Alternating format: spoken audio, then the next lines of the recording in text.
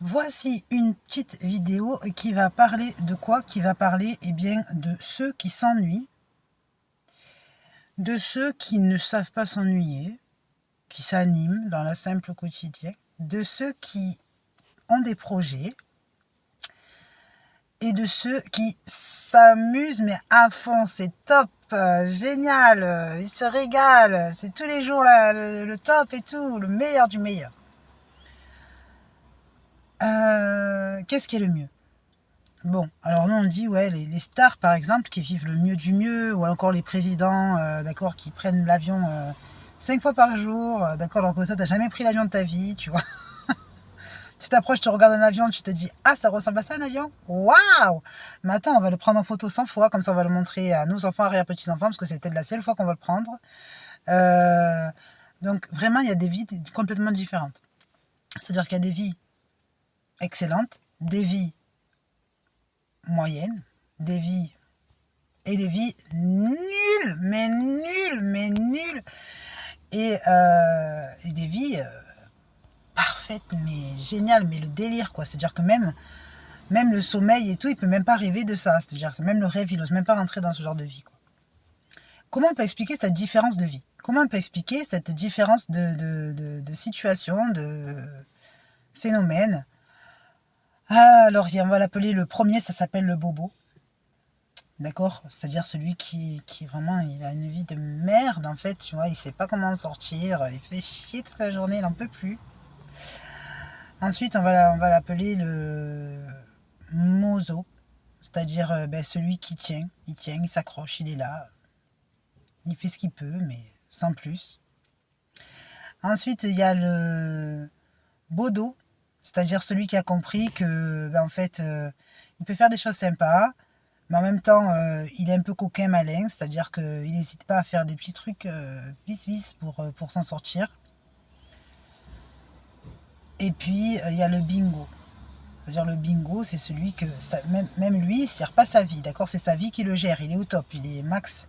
C'est-à-dire son carnet, il est plein, mais pas plein de n'importe quoi, pas plein de déchets. Il est plein de succès, plein de richesse, il déborde, d'accord? C'est-à-dire qu'en fait, c'est une vie qui lui apporte le mieux du mieux, genre l'amusement constant en permanence.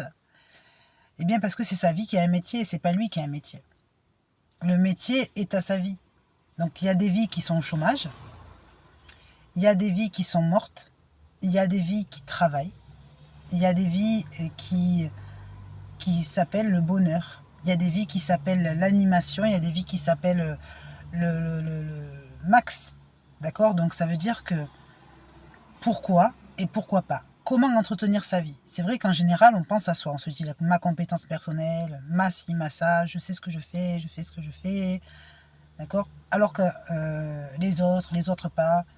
Alors qu'il y a des vies qui portent les gens et d'autres qui s'assoient dessus et qui les écrasent et qui, excusez-moi, mais flatulent dessus, c'est-à-dire pètent dessus, chiassent dessus, etc. Donc en fait, il y a la vie de certains, et bien ça dépend de la vie. C'est-à-dire que c'est leur vie qui les emmène, d'accord, et qui ne les lâche jamais. Et ça, c'est une chance, ça veut dire qu'en fait, la personne, elle est là, elle est comme une autre personne, sauf qu'à la différence, c'est qu'elle est portée dans le max, parce que sa vie travaille. Alors que d'autres, en fait, ils sont écrasés. C'est-à-dire que la vie s'occupe d'eux à vouloir les étouffer, les écraser, rien foutre. D'accord? Et les gens ne s'en sortent pas. Donc ça veut dire que c'est la qualité de la vie de la personne qui va faire ce que la personne fait, dans ce sens. Et non pas ce que la personne fait de sa vie qui va faire sa vie. Sauf si vous avez, par exemple, une vie de merde. Pardon, excusez-moi, à mes souhaits. Si vous avez une vie de merde, par exemple, c'est tout à fait possible. Hein. On peut dire, mais c'est à cause de quoi? Est-ce que c'est à cause de moi? Est-ce que c'est parce que je ne sais pas gérer? Est-ce que c'est parce que j'ai un contexte qui n'est pas favorable et tout?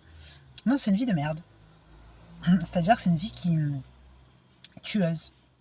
D'accord? Une vie tueuse, c'est une vie qui vous tue, une vie qui tue votre chemin, qui n'est sans animation. Voilà. Le néant, quoi. Alors que, il y a des vies de certaines personnes qui sont de plus ou moins grande qualité, de plus ou moins grandes espèces. Comment on fait pour réussir à vivre heureux? Il n'y a pas de recette. Il n'y a pas de recette, c'est tout simplement la vie qui décide. Donc si la vie vous considère une personne banale, vous êtes une personne banale. Si la vie veut faire de vous, eh bien, sa reine ou son roi ou son miracle ou son... D'accord? C'est ça. Et du coup, il faut savoir que, par exemple, quand vous rencontrez chacun avec sa vie, chacun comme sa vie veut le mener, si vous allez à l'encontre de ce que sa vie veut de lui, c'est un peu particulier. Pourquoi? Parce que ça veut dire que il faut gérer ce qui est dessous. Comme par exemple dans Kirikou. Kirikou qui essaye d'aller piquer la bête qui s'affale sur le fleuve pour éviter qu'il ne coule.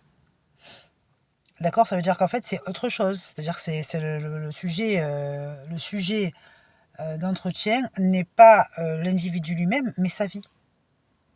D'accord? Si sa vie est méchante, si sa vie est bonne, si sa vie est dynamique, si sa vie est une catastrophe, d'accord?